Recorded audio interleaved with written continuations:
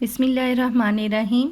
इस लेक्चर में हम eigen values and eigen vectors discuss करेंगे, लेकिन उससे पहले एक कॉन्सेप्ट हमें क्लियर होना चाहिए, वो है लीनियरली डिपेंडेंस ऑफ वेक्टर्स का, कि when two vectors are linearly dependent and when two vectors are linearly independent. तो पहले लीनियरली डिपेंडेंट का देख लें। इसकी बेसिक डेफिनेशन है a set of two vectors v1 v2 is linearly dependent if at least one of the vector is a multiple of the other. The set is linearly independent if and only if neither of the vector is a multiple of the other. दो vectors linearly dependent कहलाते हैं जब एक दूसरे का multiple हो, और अगर मल्टीपल नहीं है then they are called linearly independent. तो इसको एग्जांपल से पहले इस कॉन्सेप्ट को क्लियर कर लें। अब ये हमें एग्जांपल दी हुई है और इसमें है कि सेट्स ऑफ वेक्टर्स हैं, we have to find which of set of vector is linearly independent. यानी ये अगर वेक्टर v1 दिया हुआ है, v1 इज इक्वल 3 and 1 और v2 जो है वो 6 and 2 है।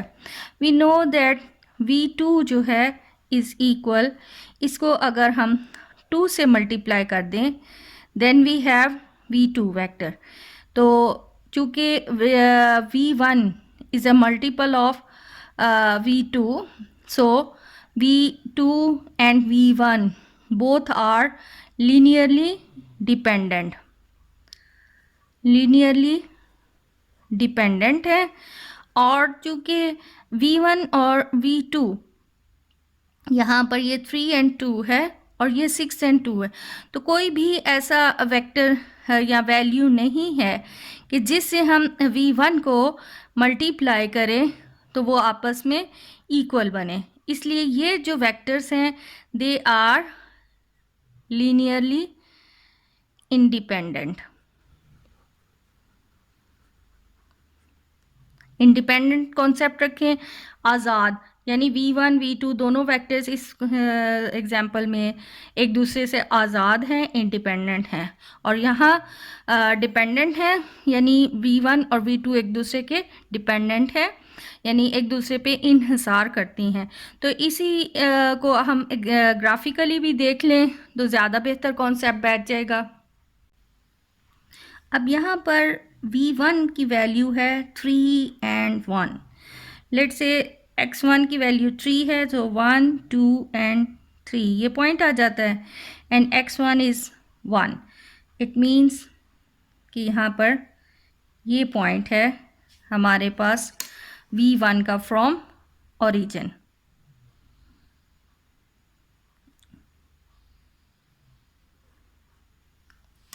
ये आ गया हमारे पास 3 and 1 पॉइंट, और v2 है 6 and 2, सो 1 2 3 4 5 and 6 and 2, तो ये पॉइंट बनता है। इसको ओरिजिन से अगर हम मैच कर दें तो ये है 3 and 1, ये है 6 and 2, यानी एक ही लाइन में ये v2 जो है ये v1 की एक्सटेंशन कह लें, चाहे वो इस डायरेक्शन में हो या इस ऑपोजिट डायरेक्शन में हो जाए। तो ऐसे में ये वेक्टर्स आपस में लीनियरली डिपेंडेंट कहलाते हैं क्योंकि एक दूसरे के ऊपर डिपेंडेंट है। अब अगर हम इसको ग्राफिकली ड्रॉ करें, सो v1 की वैल्यू है 3 and 2, 1 2 and 3 and 1 and 2, ये पॉइंट आ जाता है 3 and 2। तो अगर हम इसे ओरिजिन से मैच कर दें देन वी हैव ये पॉइंट, और v2 है 6 and 2, 1 2 3 4 5 and 6 and 2, तो ये पॉइंट आ जाता है 6 and 2। और अगर हम इसको भी ओरिजिन से मिला दें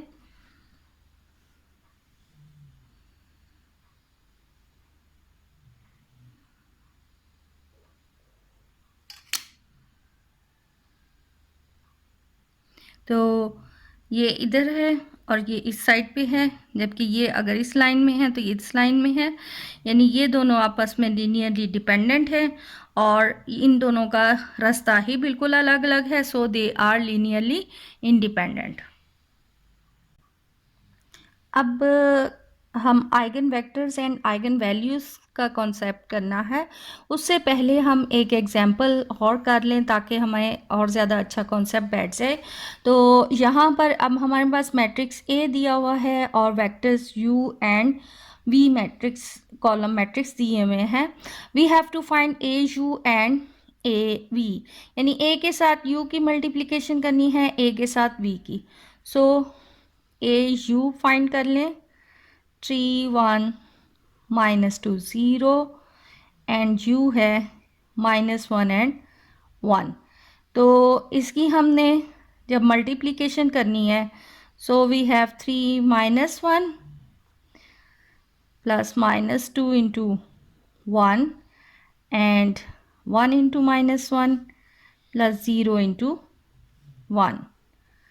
the result is -3 -2 -1 means -5 and -1।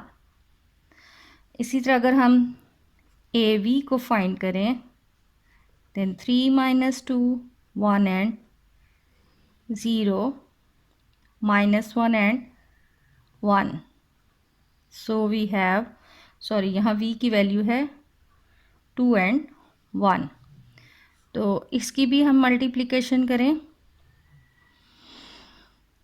3 into 2 -2 into 1 1 into 2 plus 0 into 1। So we have 6 -2 ones are 2 and 2. So finally we have 4 and 2। अब ये जो 4 and 2 है, इसमें से अगर हम 2 कॉमन ले लें, देन रिमेनिंग इज 2 and 1। ये अगेन v बन रहा है, यानी 2v। तो ए वी हमारे पास आ गया है 2v के इक्वल, और जबकि ए यू जो है वो कोई ऐसी रिलेशन नहीं बनी कि ए यू जो है वो नॉट इक्वल कोई सम कांस्टेंट एंड यू आई, क्योंकि यहाँ पर -5 एंड -1 है। बड़ी हद है, इसमें से -1 कॉमन ले ले, लेकिन ये यू फिर भी नहीं बनता। सिर्फ हमारे पास A V is equal to U आया है। अब इसको अगर हम ग्राफिकली ड्रॉ कर लें ताकि ज़रा क्लियर हो जाए। अब अगर हम ग्राफिकली ड्रॉ करें, पहले u को देख लें। u की वैल्यू है -1 एंड 1। तो -1, x1 की वैल्यू -1, x2 की वैल्यू 1। तो ये वाला पॉइंट आ जाता है u। ये हमारे पास है -1 एंड 1, या कह लें u वैल्यू है। और ए यू आ रहा है -5 एंड -1। सो 1 2 3 4 5, -5 आ गया और -1 ये बन जाता है। तो ये वैल्यू आती है -5 एंड -1, या कह लें ए यू है। तो ये हमारे पास लाइन अगर ड्रॉ की जाए तो ये बनता है, और v है 2 एंड 1। सो 1 एंड 2 2 एंड 1, ये मेरी v की वैल्यू आ गई।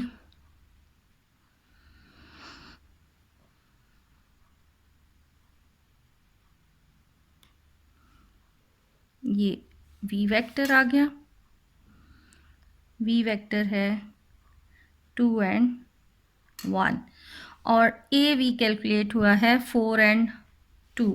सो 1 2 3 4 एंड 1 एंड 2, ये पॉइंट बनता है 4 एंड 2, यानी ए वी। इसको ओरिजिन से अगर मैच किया जाए तो ये V की ही एक्सटेंशन है, यानी हमारे पास आ गया है AV is equal to V। अब हम अपने eigen vectors and eigen values के कॉन्सेप्ट की तरफ होते हैं।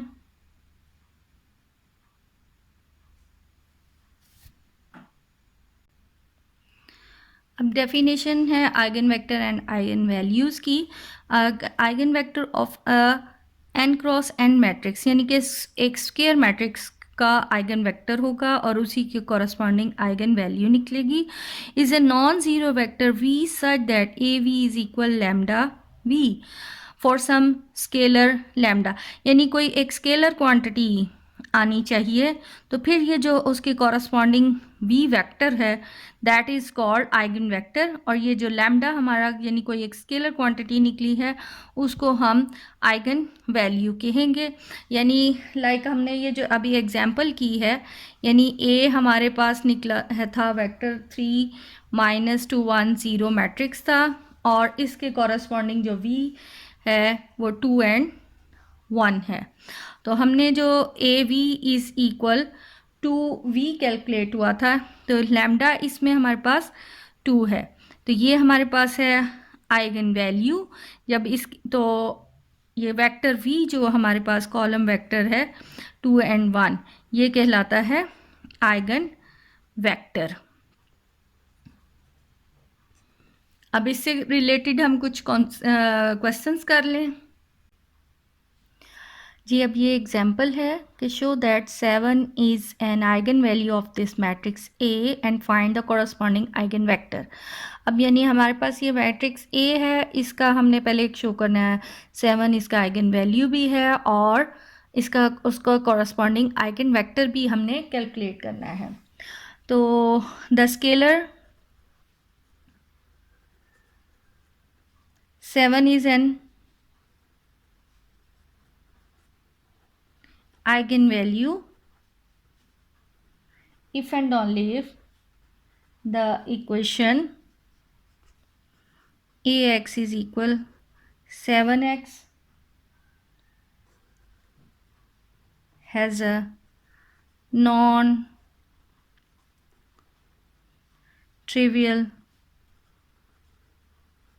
solution।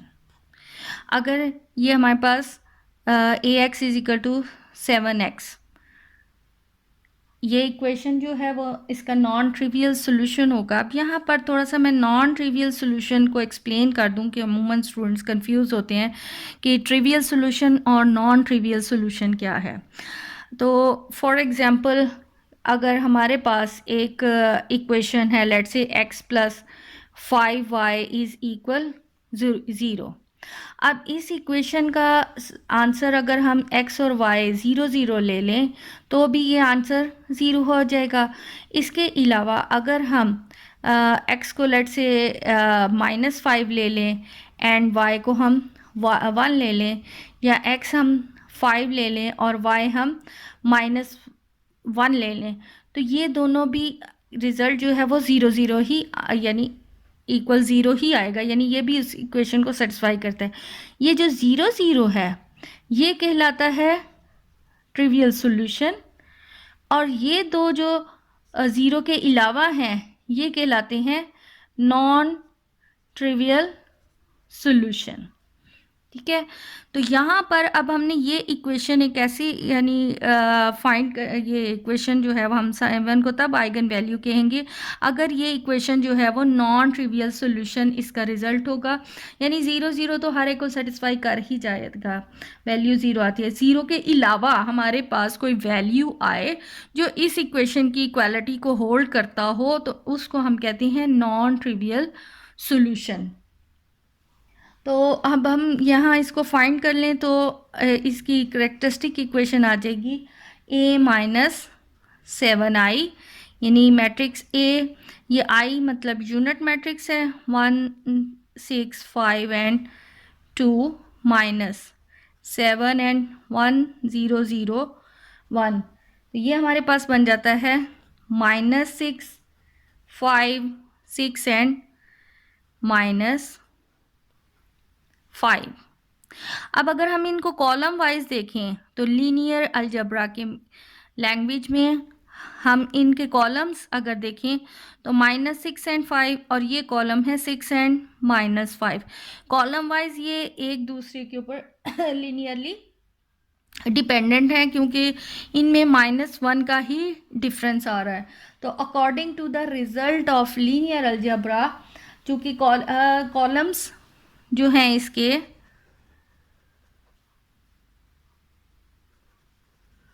A-7i के वो लीनियरली डिपेंडेंट है, यानी ये कॉलम -6, 5, 6 एंड -5, दूसरा कॉलम, इनमें डिफरेंस जो है वो -1 का आ रहा है, इसलिए ये आपस में क्या है, लीनियरली डिपेंडेंट है। So according to the result of linear algebra ये इनका नॉन ट्रिवियल सॉल्यूशन है। सो इट हैज़ नॉन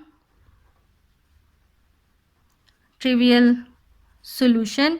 चूँकि ये इक्वेशन नॉन ट्रिवियल सॉल्यूशन आ गया, इसका मतलब है कि 7 इज आइगन वैल्यू। अब 7 तो आइगन वैल्यू निकल आया। नेक्स्ट स्टेप है हमने इसका कॉरस्पॉन्डिंग आइगन वेक्टर फाइंड करना है। आइगन वेक्टर फाइंड करने के दो मेथड्स हैं, एक तो हम रो ऑपरेशन से फाइंड कर लें और दूसरा हम इसका अल्टरनेट भी करते हैं।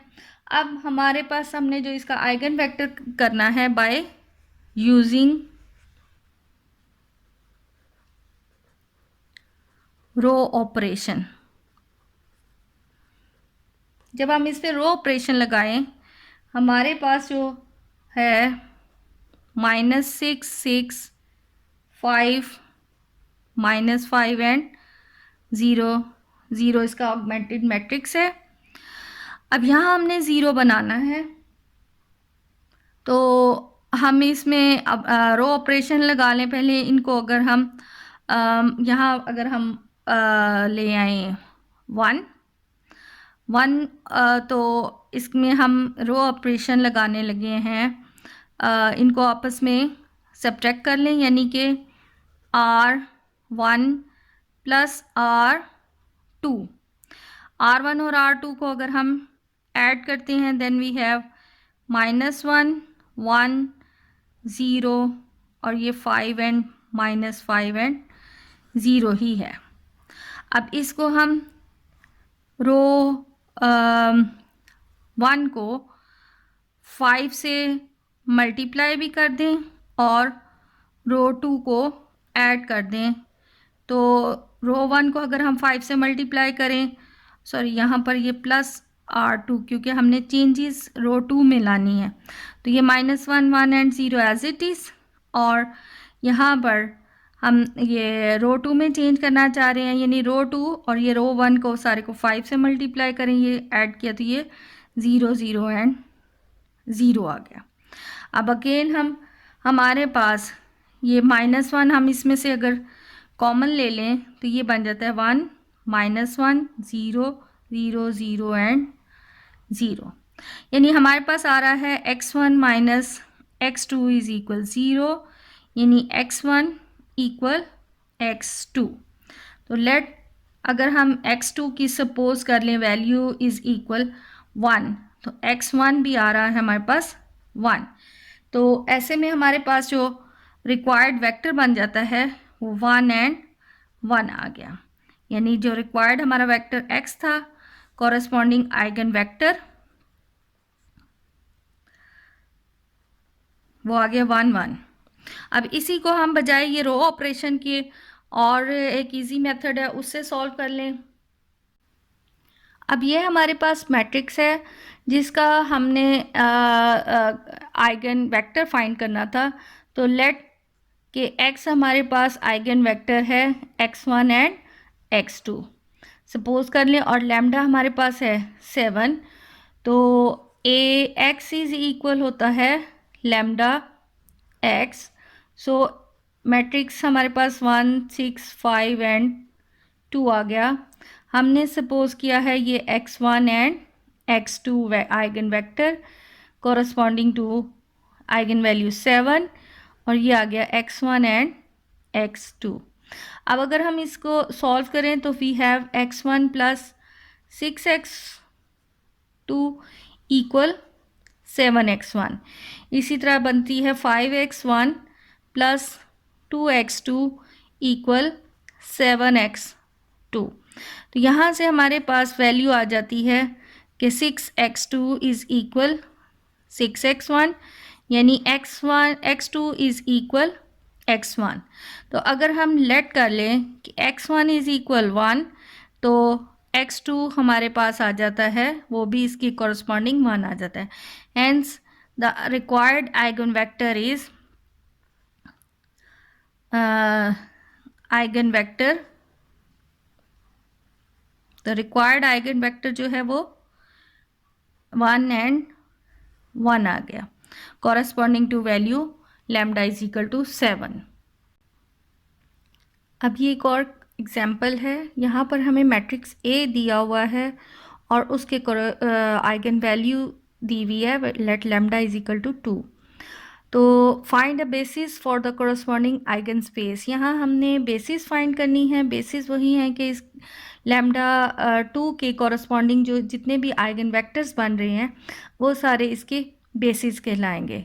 तो ये चूँकि 2 इसकी आइगन वेक्टर है, सॉरी आइगन वैल्यू है, सो a minus 2i that is equal, हमारे पास है 4 minus 1 6 2 1 6 2 minus 1 and 8 minus 2i unit matrix 2i इधर ही 2 0 0 0 2 0 0 0 एंड 2। जब हमने इसको सब्ट्रैक्ट किया we have 2 minus 1 6 2 minus 1 6 again 2 minus 1 and 6। अब हमने इसका कोरस्पॉन्डिंग आइगन वेक्टर्स फाइंड करनी है। तो बाय रो रिडक्शन मेथड से हम फाइंड कर लें। तो हमारे पास है 2 माइनस 1 6 2 माइनस 1 6 2 माइनस 1 6। तो हम रो 2 में से रो 1 सब्ट्रैक्ट कर लें, इसी तरह रो 3 में से रो 1 सब्ट्रैक्ट कर लें। Then we have 2 minus 1 6 and 0 0 0 again 0 0 and 0। अब यहाँ पर हमारे पास है वैल्यू 2 माइनस 1 एंड 6। तो हमारे पास यानी इसको अगर हम लिखें 2x1 minus x2 plus 6x3 is equal 0। अब x2 x3 अगर हम इसमें फ्री वेरिएबल्स ले लें कि लेट x3 हमारे पास है s एंड x2 है t, देन हमारे पास x1 की वैल्यू आ जाती है 2x1 minus t plus 6s equal 0, यानी x1 आ गया t plus 6s divided by 2, या सिंपली कह लें t बाय 2 प्लस 3s। तो आइगन वेक्टर हमारा बनता है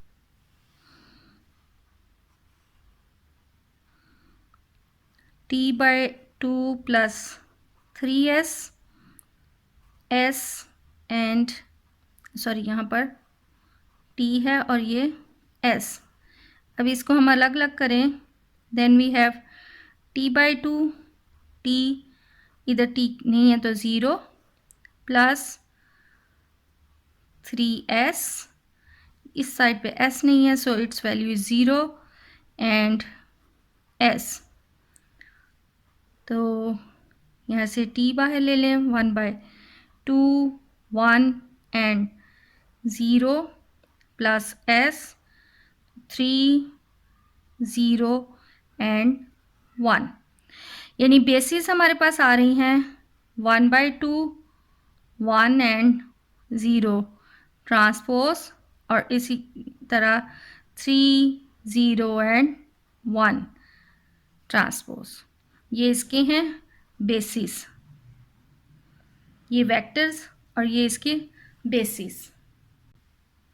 यहाँ पर -6s मीन्स -3, -3, -3, -3, और यहाँ पर भी माइनस, ये इसके रिक्वायर्ड बेसिस हैं।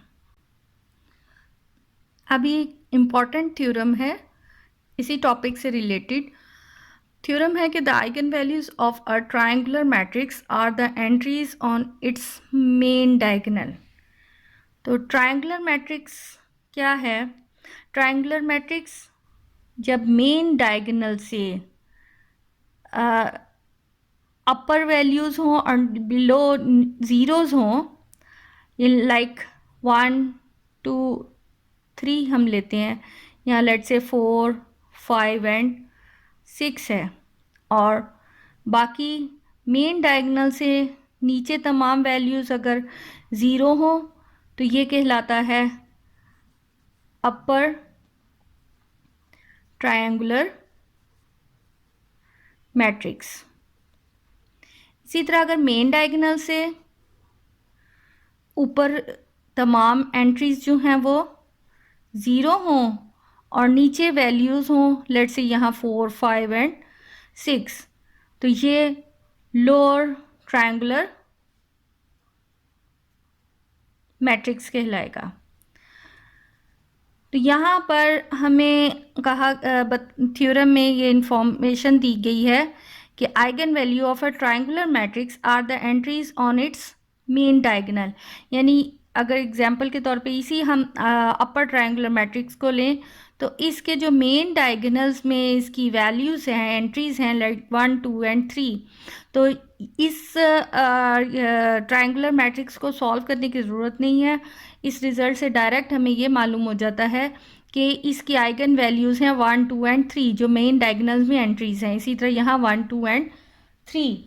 अब एग्जाम्पल में अगर हम लें कि ए मैट्रिक्स हमारे पास है, लेट से 3, 6, -8, 0, 0, 6, 0, 0, 2, और एक और मैट्रिक्स अगर हम ले लें B matrix 4, 0, 0, -2, 1 and 0, and 5, 3 and 4।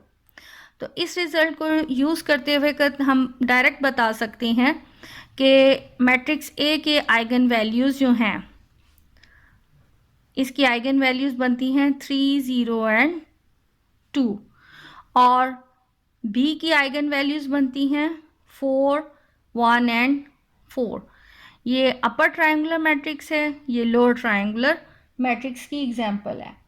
अब यहाँ पर ये 3, 0 एंड 2, अब ये 0, यहाँ पर जो आइगन वैल्यू 3, 0, 2 है, इसमें ये 0 प्रॉब्लम करेगा। इसके लिए एक रिज़ल्ट है, क्योंकि ए एक्स इज़ इक्वल 0x से ये 0 बन जाता है, यानी इससे ये एक उसका ट्रिवियल सॉल्यूशन बनता है। तो हम आइगन वैल्यूज़ उन स्केलर्स को कहते हैं जिसमें ये सॉल्यूशन जो है वो नॉन ट्रिवियल सॉल्यूशन हो। तो ऐसे केस में 0 के ऊपर हमारे पास कंडीशन है कि 0 is an eigen value of A if and only if A is not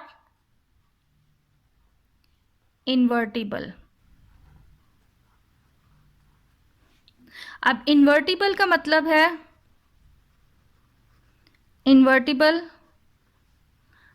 matrix जिसका इन्वर्स एग्जिस्ट करता हो। एक मैट्रिक्स लाइक बी जिसका इन्वर्स जो है वो एग्जिस्ट करता है। तो ऐसे मैट्रिक्स को इन्वर्टिबल मैट्रिक्स कहते हैं। तो यहाँ पर ए इन्वर्टिबल नहीं है, इस वजह से ज़ीरो उसका आइगन वैल्यू एक्सेप्ट किया जाएगा, अदरवाइज ज़ीरो उसका आइगन वैल्यू एक्सेप्ट नहीं किया जाएगा।